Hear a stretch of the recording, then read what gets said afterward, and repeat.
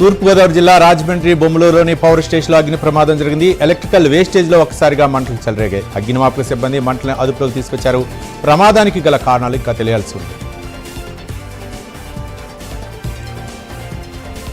విజయనగరం జిల్లా శృంగవరపుకోటలో వెలుగు ఐసీడీఎస్ శాఖల ఆధ్వర్యంలో అంతర్జాతీయ మహిళా దినోత్సవ వేడుకలను ఘనంగా నిర్వహించారు.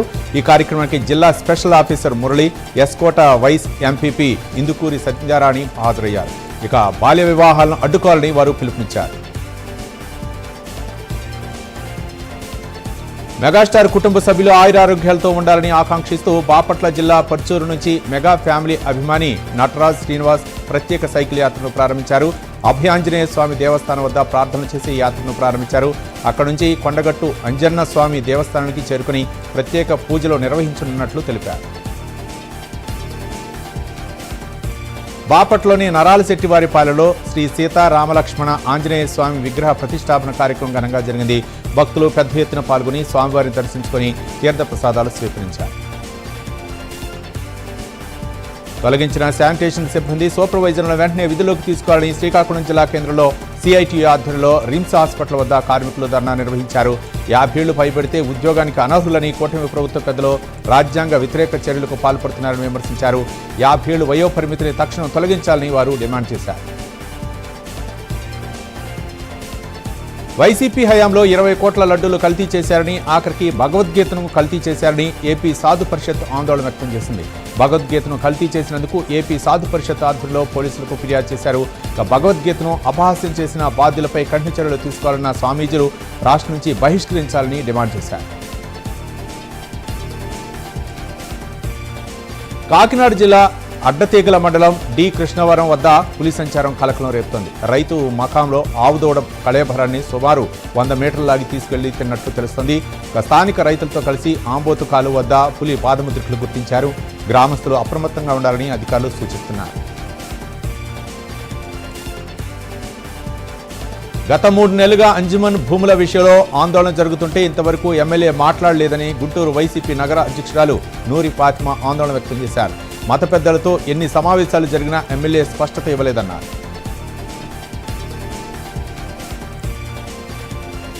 ఖమ్మం జిల్లా మధిరలో సిమ్మర్స్ అసోసియేషన్ ఆధ్వర్యంలో పలువురు అధికారులు, ప్రజాప్రతినిధులు మహిళలకి ఘనంగా సన్మానం చేశారు. ఈ కార్యక్రమంలో rural SI Lakshmi Bhargavi, SHO Navitha పాల్గొన్నారు. న్యాయ వ్యవస్థలపై పూర్తి నమ్మకం ఉందని, సత్యం గెలుస్తుందని మాజీ ఎమ్మెల్యే బాల్క సుమన్ అన్నారు. రామకృష్ణాపూర్ పోలీస్ స్టేషన్లో నిర్దేశించిన షరతుల మేరకు సుమన్ సంతకం చేశారు. కాంగ్రెస్ ప్రభుత్వం రాజకీయ ప్రతీకారంతో తనపై అక్రమ కేసులు పెట్టిందన్నారు.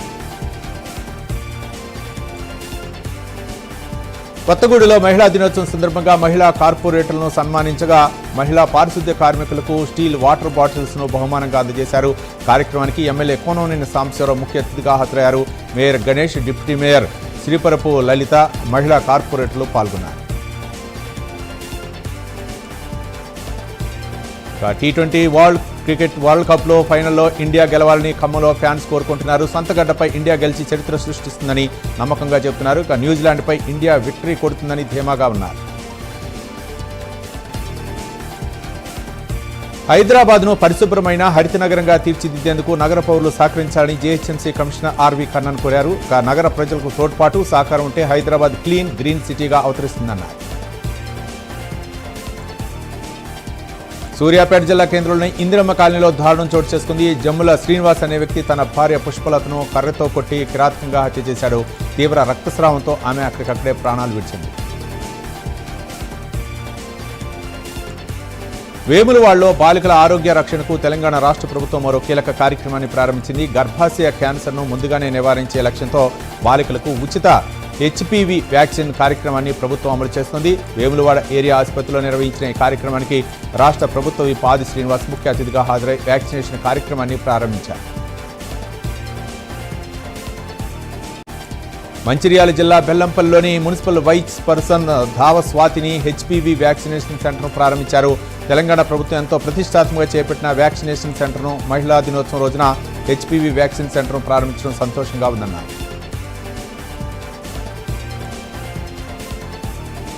చారిత్రక బమ్రుకున్ వుద్ దౌలా చెరువు ప్రారంభానికి సిద్ధమైంది. సీఎం రేవంత్ రెడ్డి ప్రారంభోత్సవ కార్యక్రమాన్ని ఏర్పాట్లను హైడ్రా కమిషనర్ రంగనాథ్ పరిశీలించారు.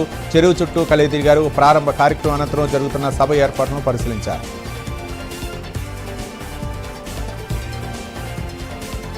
భద్రాద్రి కొత్తగూడెం జిల్లా ప్రభుత్వ ఆసుపత్రి సూపరింటెండెంట్ మోహన్ మీరాపై ఎమ్మెల్యే కోననేని సాంబశివరావు సీరియస్ అయ్యారు. ప్రభుత్వం ప్రతిష్టాత్మకంగా చేపట్టిన హెచ్పీవీ వ్యాక్సినేషన్ కార్యక్రమం కనీస ఏర్పాటు చేయలేదని మండిపడ్డారు. కార్యక్రమాన్ని ఉద్దేశించి ఒక ఫ్లెక్సీని ఏర్పాటు చేయరా అంటూ క్లాస్ పీకారు. తెలంగాణ అసెంబ్లీ బడ్జెట్ సమావేశాలు 16వ తేదీన ప్రారంభం కానున్నాయి. తొలుత అసెంబ్లీ హాల్లో శాసనసభ శాసనమండలి సభ్యులను ఉద్దేశించి గవర్నర్ ప్రసంగించనున్నారు. ఈ మేరకు నోటిఫికేషన్ జారీ చేశారు.